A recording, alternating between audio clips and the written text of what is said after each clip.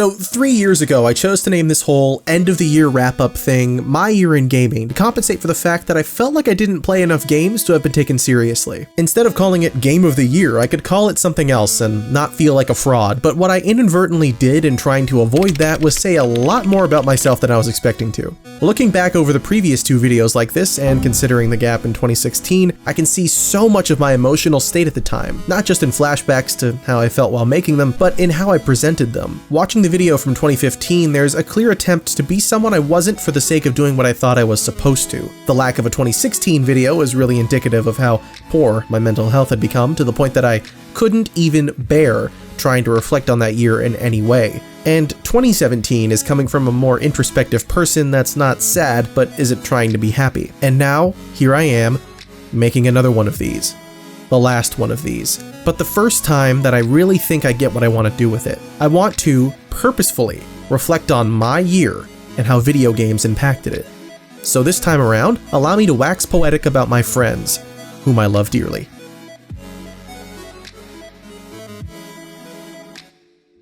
Over the last few years, most of my time has been spent with single-player experiences, rarely, if ever, putting more than a small handful of hours into multiplayer games. In high school, I played a lot of them, but in high school, that was what you did to hang out with people. Like Fortnite for kids today, Call of Duty was the backdrop of mine and many other people's adolescent hangouts. Friends yelling and exchanging stories while the sounds became the background noise to our late nights. But after high school, I lost a lot of those friends, which admittedly was my fault, and I had an even harder time making new ones. I played lots of League of Legends with a buddy over a summer, the occasional game here or there with a friend I've had for as long as I can remember, and lots of Overwatch with people that I met online. But I'd always recede back into my lonely open worlds and solo experiences. Arguably, I spent a good amount of time playing some of the best and most impactful games that I ever have, but arguably, I only ever did that just so I would have a weak justification for my bad habits. This time, though, things were different.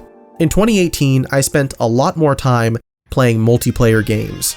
Last year marked my introduction to the fighting game genre with Dragonball Fighters. As someone with very little knowledge of neither Dragon Ball nor fighters, it was something that I was hesitant on, but I decided to pick it up after a friend suggested it to me. I mean, it sounded cool, and I figured I could at least get some enjoyment out of the single player. Little did I know how seriously I would take it. I came into the game not knowing much of anything, feeling like a real airhead in a genre that, up until then, seemed so impenetrable. But after hours upon hours of getting my ass handed to me, getting some tips and tricks from people that had been serious members of the fighting game community for years, everything started to click, and I started winning, and having fun.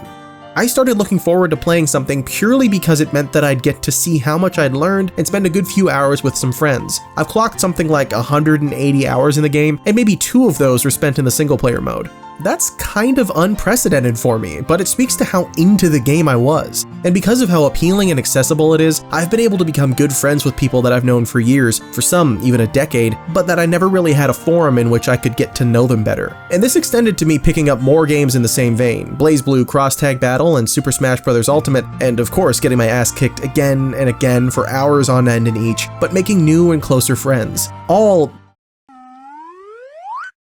Most of these games exist in a genre that up until last January was entirely alien to me. The concept of trying to learn more than one should have felt so daunting. But because of the people that I'd gotten to know and how encouraging they'd been despite the challenge of it all, every new game became a new opportunity to learn from someone new and to share their passion for the intricacies of their fighter of choice. We've built a community around our love for the games where we revel in how bad we are and push each other to improve. For what is considered to be the most viscerally competitive kind of game, there has been nothing but love and acceptance and enjoyment from the people in the community that I've gotten to know and from the friends that I've made while playing these games.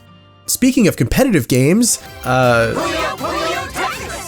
while yes, it didn't come out in 2018, it was the defining game for many of my real-life meetups. Every time I met someone for the first time or was hanging out with a buddy, that game was there to occupy our time. On an hour-long bus ride to a convention with a friend, that game was like half the ride. We rested the flimsy kickstand of the Nintendo Switch on our legs and just tried our best to not let it fall while playing a hectic, fast-paced game of Tetris. When another friend visited me in my hometown for the first time, pretty much every night was spent playing a good bit of the game, going back and forth, Tetrising each other into a fine powder. On my first trip anywhere outside of Canada since I was a wee bab, I got to visit even more friends, people that I've known for years but who were, for the most part, disembodied voices, and we all gathered to attend our friend's wedding, which was easily one of the most fun nights I've had with strangers in a very, very long time.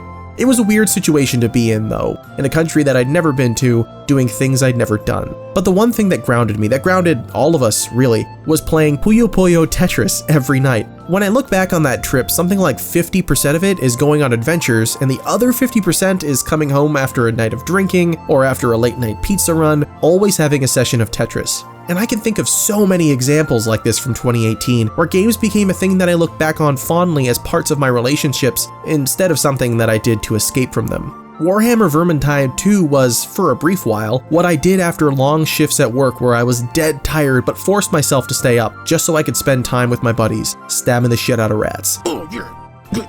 We'd all meet up and screw around in the hub, just casting our spells and stabbing each other and jumping on each other. It was a great time. The girlfriend and I played a bunch of Captain Toad Treasure Tracker, and that was a frustrating, challenging nightmare as one of us wrestled with the camera while the other had to navigate Toad to the destination without trying to kill each other. And it was a gratifying experience. And I played so much Rocket League with my friend and his cousin, and we sat down and played Hidden Agenda after a long day of walking around at a convention, and I played hours of Overcooked with loads of different people and only gotten a few physical altercations, and look back fondly on the very limited but absolutely ridiculous hours I spent playing Monster Hunter World, or the few hours I've spent lately since I started playing Destiny 2. I could just go on and on. So much of 2018 has been surrounded by a love of games, of playing them, of talking about them, but most importantly, it was surrounded by the people I played them with. I think back on how I felt 2 years ago, or even at the start of this whole YouTube thing, and how I still had friends but I felt so disconnected from all of it. How often I'd try to escape because it was easier than confronting my thoughts that got in the way of understanding that my friends cared about me and wanted to be there for me when I needed them. I let an anxiety about my relationships with people I cared about get in the way of letting them do the caring,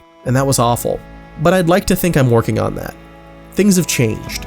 I've become closer with the people that I've wanted to, and I've become better friends with the people I've always cared about. And a lot of that is thanks to the people that let me waste a few hours of their life just so we can play some video games. Like the Call of Duties and League of Legends of my youth, games have once again become the place that I hang out with and meet new people. Friends yelling and exchanging stories while the sounds become the background noise to our late nights.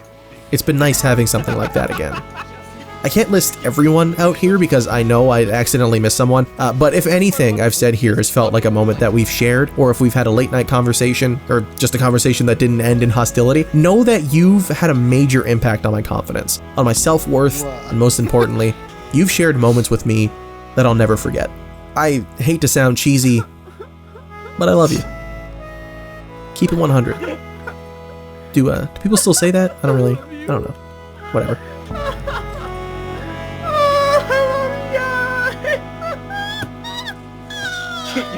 Your face is so close to